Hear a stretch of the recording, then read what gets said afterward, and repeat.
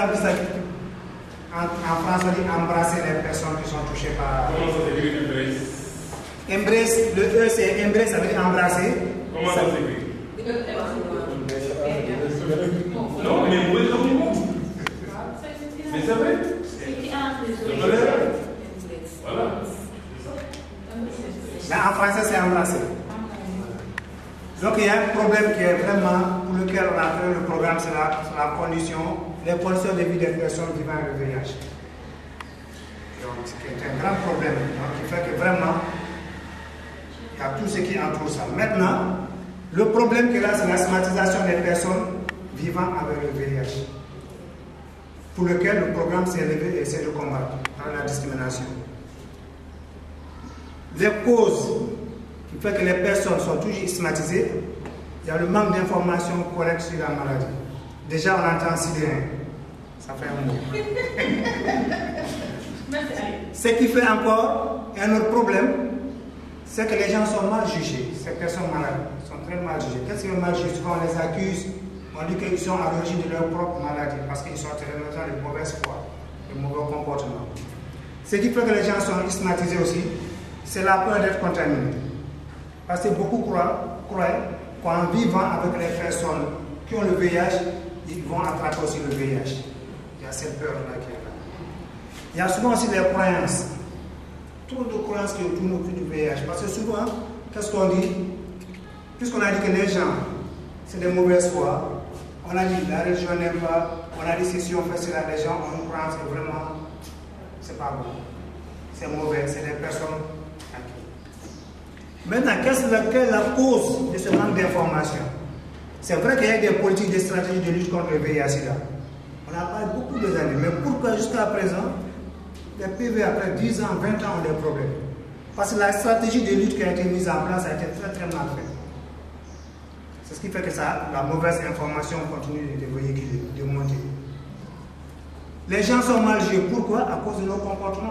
Les gens de la communauté qui sont toujours prêts à écarter les gens qui sont touchés par le VIH, à divulguer le secret des personnes qui ont le VIH, à se moquer des personnes qui ont le VIH, à les isoler, à faire tout. Donc vraiment, il y a ces comportements qui amènent vraiment à ce mauvais jugement.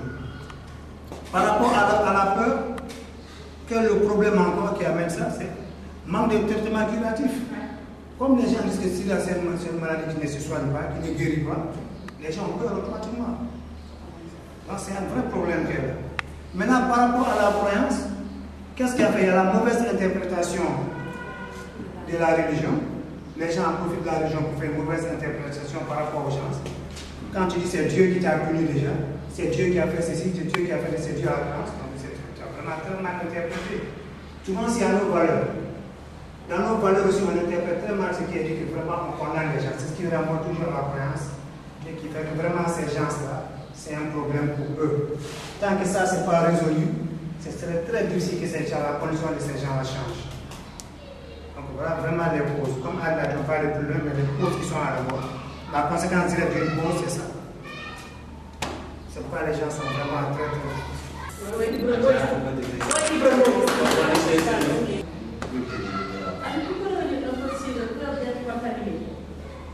Wow.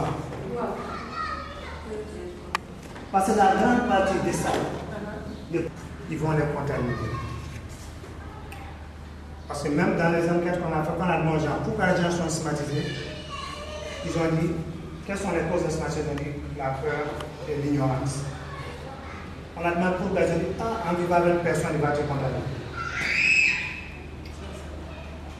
Donc la peur, si tu vas ajouter quelque chose, par rapport à ça. Je ne parle pas de eux, ils ont peur de contaminer les autres, mais c'est la communauté qui a peur de transmettre la maladie. Transmettre la maladie, je veux dire. Là, au-delà même de ça, quand les gens ne sont pas sensibilisés au point d'éviter un comportement là-bas, donc il faut avoir une flèche encore en dessous. Par exemple, si vous avez compris que le fait de vivre avec un PVVH, ça ne les contamine pas, est-ce que ce n'est pas un manque d'information? C'est parce qu'ils n'ont pas compris. S'ils avaient bien compris l'information, ils savent que s'ils vivent avec la personne, s'ils partagent tout, s'ils font ça, ça ne les contamine pas. n'y a pas de problème. Bien que ça. Parce qu'on disait SIDA également. C'est ça qui a vu au début. Il est très difficile d'enlever cette information dans la tête des gens. Et si les gens restent utiliser les PVVH. Donc les stratégies de lutte n'ont pas été bien faites. Dans le domaine de la stigmatisation. Oui, on parle de la stigmatisation. Par exemple, si on me voit que je suis avec les anti-terrains, là aussi, je peux être avec eux. Sinon, les enfants, je sais que. Tu es dans le mixage. Pas seulement d'être contaminé. Sur les termes, les mots utilisés, mais je pense que ce que je voulais dire, comme l'a déjà souligné, donc le manque de traitement n'est pas tellement lié à la peur d'être contaminé. La peur d'être contaminé, c'est peut-être une mauvaise information qui est à l'origine de ça. Donc ça pouvait rentrer dans manque d'information correcte de la maladie. Et pour la prise en charge des PVVH, pour faire ça, moi, ce que je fais mensuellement, c'est d'organiser des repas communautaires, des groupes de parole, suivi pondéral, c'est le poids mensuel des PVVH, appui médical, appui financier, appui psychosocial et appui nutritionnel. C'est ça que j'ai fait pour la prise en charge.